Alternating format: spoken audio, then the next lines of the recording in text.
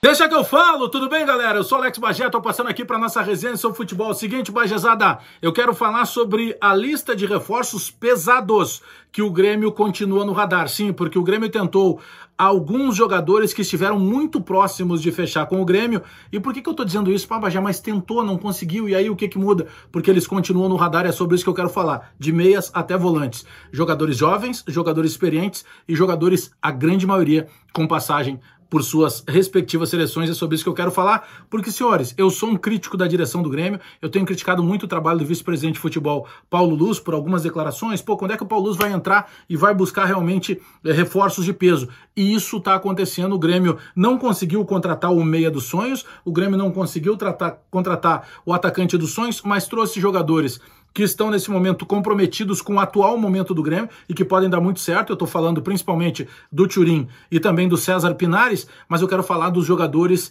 que chegariam para preencher um espaço considerável do Grêmio nessa lista de reforços de alguns nomes muito interessantes.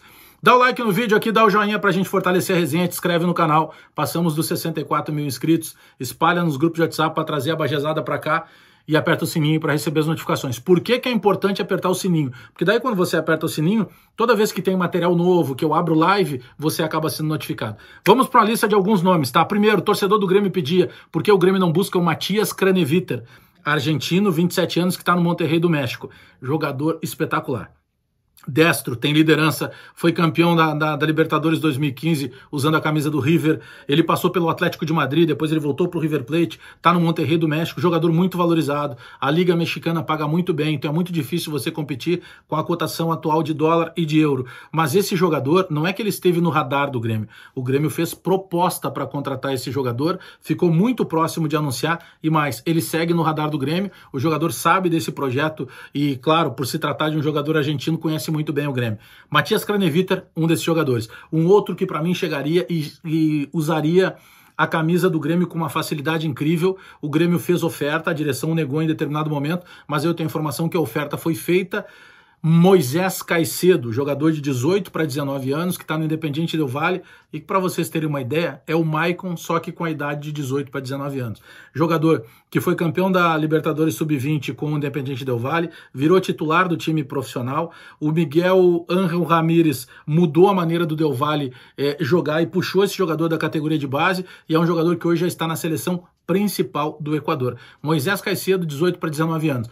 Não é novidade, nós já tínhamos falado do nome dele, só que em determinado momento, como a diretoria do Grêmio, esperando chegar mais próximo de acertar, negava que tivesse interessado, para muitos assim, foi só especulação. Não, o Grêmio inclusive fez proposta para tirar o jogador do Independiente Del Valle, mas nesse momento o Grêmio não conseguiu tirar. Existe a possibilidade de que ele volte, sim, ele segue no radar do Grêmio, e aí eu quero destacar também um trabalho do Centro lá de Análise de Desempenho do Grêmio, né, o CDD, que é responsável por captar alguns jogadores. Muitos jogadores foram oferecidos ao Grêmio. Caso, por exemplo, de um outro volante muito jovem que joga no Newell's Old Boys, que é o Aníbal Moreno, que é jogador da seleção argentina sub-20, jogador de muita qualidade, um primeiro volante, foi oferecido ao Grêmio, mas nesse momento o Grêmio não fez proposta. Foi um jogador, sim, oferecido, o Grêmio analisou, mas não fez proposta para trazer esse jogador. Tô falando de volantes, né? Falei do Craneviter, que o torcedor do Grêmio pedia muito na rede social. Falei do Moisés Caicedo, que também foi muito pedido na rede social. O Aníbal Moreno é um já menos conhecido, mas esse foi oferecido, não que o Grêmio tenha feito proposta.